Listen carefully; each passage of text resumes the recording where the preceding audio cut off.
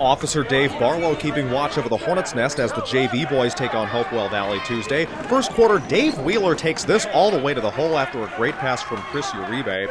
Bulldogs with it. This goes Brady Moore to Connor Markulek to Joe Hayden. Hayden tips it in, drawing some applause.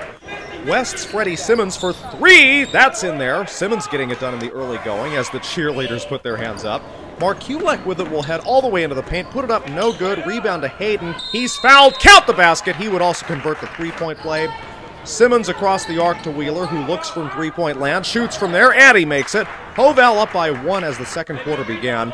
In the second, watch Markulek take his time moving up court. Then he finds an open lane to cut through and basically goes coast to coast. Big play by number one.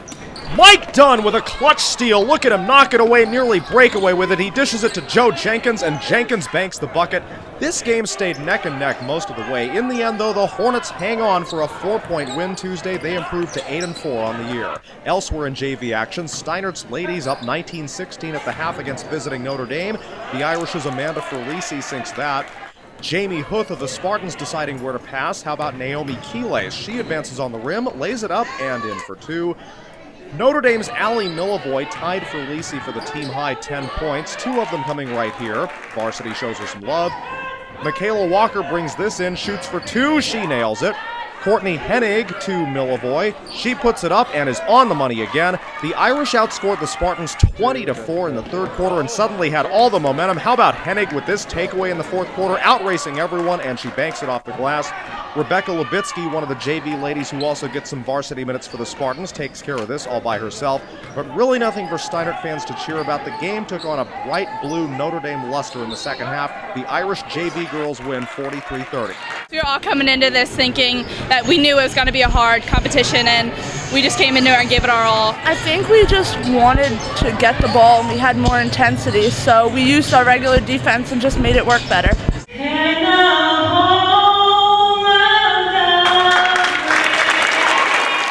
Is there anything Steinert senior Rachel Rivera can't do? The homecoming queen runner-up singing the national anthem ahead of the varsity matchup between her Spartans and the Irish. Early first period, Mackenzie Ewell to Caitlin Wolfsgruber for three! Whoosh! Nothing but nylon. Beautiful basket. Notre Dame's Neka Ezigbo throws this up. It doesn't go, but watch her fight for her own board, and she turns that into points. Irish trying to inbound it here.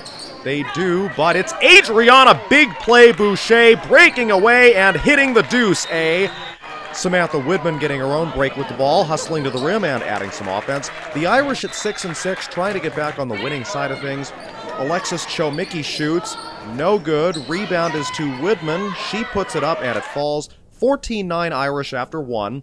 Second quarter, watch the left center of your screen. Ezigbo collides with Ewell, who falls. No stoppage of play. Jenna Udajan, the one to come away with it. She dishes it to Chomicki, who nets 2 more points.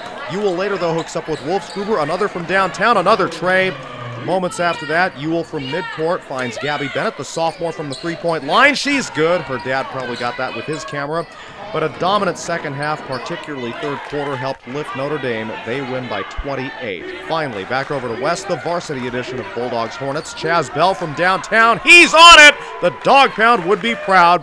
West's Anthony Fulmore to Dan the Man Garcia from outside the arc. He treks inward and lays up a beauty that makes Marina and friends happy. Garcia to Fulmore to Anthony Johnson. He dishes it back to Garcia, who ends up with the ball again and more points. He's not complaining.